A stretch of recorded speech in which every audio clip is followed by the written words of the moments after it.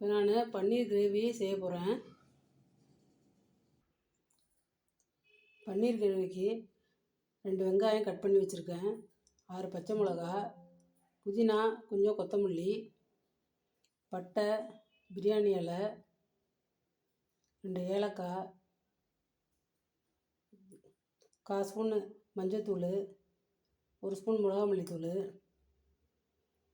1/2 spoon ஜீரகம்,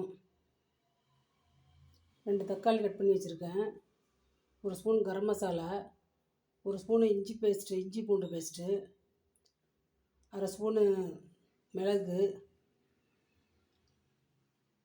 1/2 spoon தேவைக்கேற்ப black salt.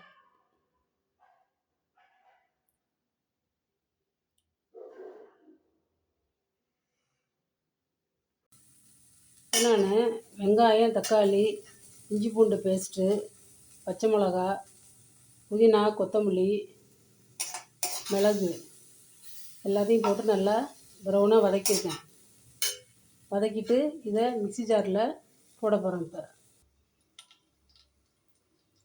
இப்போ 3 ஸ்பூன் எண்ணெய் ஊற்றிருக்கேன். இதில் கொஞ்சம் பட்டை, 2 ஏலக்காய், 2 பிரியாணி இலை, 1/2 ஸ்பூன் ஜீரகம்,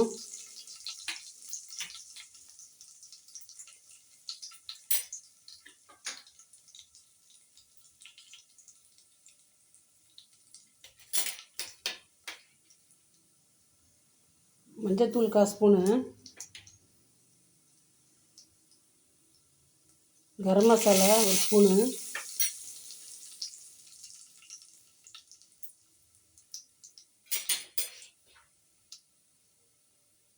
மிளகாத்தூள் 2 ஸ்பூனு,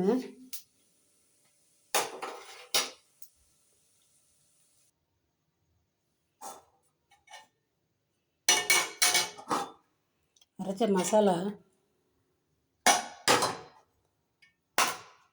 போட்டுக்கிறேன். 1 கிளாஸ் தண்ணி ஊற்றிக்கிறேன். இது தேவையான அளவு பிளாக் சால்ட் போட்டுக்கிறேன். இப்போ மசாலா நல்லா கொதித்து கிரேவி பார்த்து வந்துடுச்சு. இப்போ நான் கட் பண்ணி வச்ச பன்னீரை போடுறேன். ஒரு 3-4 நிமிஷம் வேகட்டும், ஸ்டவ்வில் இருக்கட்டும்.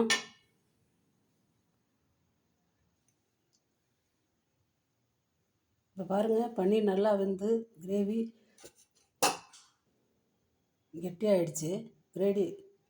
இப்போ கொஞ்சோண்டு கொத்தமல்லி கட் பண்ணி போட்டுக்கிறேன். அதில்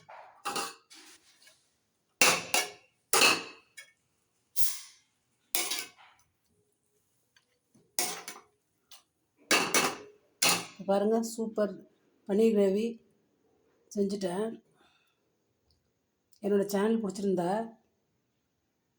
நீங்கள் லைக் பண்ணுங்கள், சப்ஸ்கிரைப் பண்ணுங்கள், ஷேர் பண்ணுங்கள். தேங்க்யூ.